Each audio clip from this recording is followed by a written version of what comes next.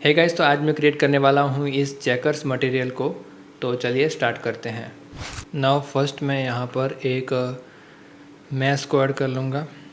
Okay, इस mash को add करने के बाद यहाँ पर मैं प्रॉपर्टीज़ में मॉडिफायर्स में सब डिवीज़न सरफेस मॉडिफायर को यहाँ पर ऐड कर लूँगा और इसके लेवल्स को मैं 3 कर लूँगा। ओके, और इसको मैं यहाँ पर राइट क्लिक करके शेड स्मूथ कर लूँगा तो ये स्मूथ हो जाएगा। नाउ मैं यहाँ पर शेड एडिटर में जाऊँगा और मटेरियल ऐड करने के लिए मैं इसको सिलेक्ट करके एक न्यू मटेरियल ऐड कर लूँगा यहाँ पर। नाउ मैं यहाँ पर रेंडर व्यू को ऑन कर लूँगा। ओके, और यहाँ पर तुम्हें कंपोजिटर में ग्लेयर नोड को ऐड कर लेना है ग्लो के लिए। इसको ब्लूम और यहाँ पर क्वालिटी को हाई कर देना है और यहाँ पर कंपोजिटर को ऑलवेज कर देना है। ओके, नाउ अब यहाँ पर मैं इसको डिलीट कर लूँगा और एक इमिशन शेडर को यहाँ पर ऐड करेंगे। ओके, तो हमें यहाँ पर इमिशन मिल रहा है।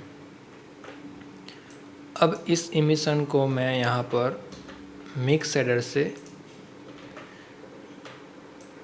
फैक्टर से हम कंट्रोल करेंगे। ओके, और इस फैक्टर में मैं वैल्यू डालूँगा एक लेयर वेट यहाँ पर। ओके, लेयर वेट का फेसिंग यहाँ पर डाल दूँगा तो हमें कुछ ऐसा यहाँ पर मटेरियल मिलेगा। इसकी वैल्यू को मैं यहाँ पर कम और ज़्यादा करूँगा तो कुछ ऐसा इफ़ेक्ट हमें मिलेगा। मैं यहाँ पर इसकी वैल्यू को 0.2 कर लूँगा और यहाँ पर एक कलर रैम्प भी ऐड कर लूँगा इसको कंट्रोल करने के लिए। ओके, अब मैं यहाँ पर इस वाइट स्टॉप को यहाँ पर मूव करूँगा तो कुछ ऐसा मुझे यहाँ पर डिफरेंस ग्लो मिलेगा। ओके, ठीक है, इसको यहाँ पर रखते हैं और इसको थोड़ा यहाँ पर, तो कुछ ऐसा मुझे मिल रहा है। ये जो इफ़ेक्ट क्रिएट हो रही है वो लेयर वेट से क्रिएट हो रही है। ठीक है, नाउ अब मैं यहाँ पर एक वोरोनॉइड टेक्सचर को ऐड करूँगा और इस डिस्टेंस को मैं यहाँ पर कलर में ऐड कर लूँगा। ओके, नाउ यहाँ पर इसको ऐड करने के बाद मैं इसकी वैल्यू को मैं यहाँ पर मैनहट्टन कर लूँगा। ओके, अब मैं इसकी वैल्यूज़ को यहाँ पर चेंज करूँगा और यहाँ पर मैं इसको 45 कर लूँगा और रैंडमाइज को मैं एकदम यहाँ पर 0 कर लूँगा। रफनेस को भी 0, इसको भी मैं यहाँ पर 0 कर लूँगा। ओके, सब चीज़ को मैं यहाँ पर 0 कर लूँगा। नाउ अब मैं यहाँ पर एक यूवी मैप को ऐड कर लूँगा। यहाँ पर तुम्हारा जो ऑब्जेक्ट है उसकी यूवी सॉल्व होनी चाहिए तभी ये काम करेगा। यूवी मैप को मैं यहाँ पर वेक्टर में कनेक्ट कर लिया है। इस मॉडल की पहले से ही यूवी सॉल्व हुई है तो यहाँ पर देखो इसकी यूवी पहले से सॉल्व हुई है, अच्छी यूवी है। ठीक है, तो ये वर्क कर रहा है तो तुम्हारी यूवी भी सॉल्व होनी चाहिए। ओके, नाउ मैं यहाँ पर एक कलर रैम्प भी ऐड कर लूँगा। इसको डुप्लिकेट करके यहाँ पर ऐड कर लेते हैं और इसकी वैल्यू को मैं स्ट्रेंथ को बढ़ा दूँगा। ओके, नाउ अब मैं यहाँ पर इसके कलर को यहाँ पर कलर स्टॉप को थोड़ा चेंज करूँगा तो हमें यहाँ पर चेकर्स इफ़ेक्ट मिल जाएगी। ओके, नाउ एक और चीज़, मैं यहाँ पर इसके कलर को यहाँ पर ब्लू कर दूँगा। ओके,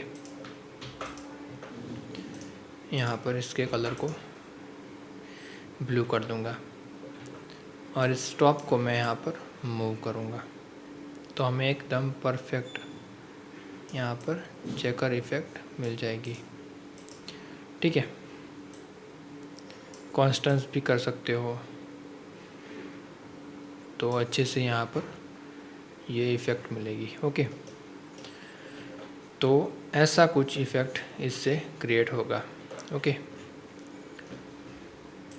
और इसको सिलेक्ट करके तुम यहाँ पर टाइमलाइन में फ्रेम्स को 250 रखो और यहाँ पर 0 पे जाकर यहाँ पर N प्रेस करके आइटम में यहाँ पर इस पर होवर करके I प्रेस करो और यहाँ पर इसको लास्ट फ्रेम 250 पे जाके यहाँ पर तुम 360 डालो या 720 डालो। मैं यहाँ पर 720 डाल रहा हूँ और इसको मैं यहाँ पर I प्रेस करके फिर से की फ्रेम ऐड कर लेता हूँ। तो यहाँ पर मुझे ऐसा कुछ एनिमेशन मिल जाएगा। ओके, और एक चीज़, तुम्हें इस सारे की फ्रेम को सिलेक्ट करके T प्रेस करके इसके ग्राफ को लीनियर कर लेना है, तो यहाँ पर तुम्हारा लूपिंग एनिमेशन क्रिएट हो जाएगा। ओके, ऐसे तुम्हारा यहाँ पर लूपिंग एनिमेशन क्रिएट होगा। ठीक है, रोटेटिंग। तो ये सिर्फ तुम्हें बताया है कि कैसे लूप क्रिएट करनी है। ओके, तो ये रहा हमारा आज का मटेरियल और ये रहा हमारा नोड सेटअप। तो आज के लिए इतना ही गाइस, मिलते हैं अब कल अगले वीडियो में। ठीक है, तो बाय।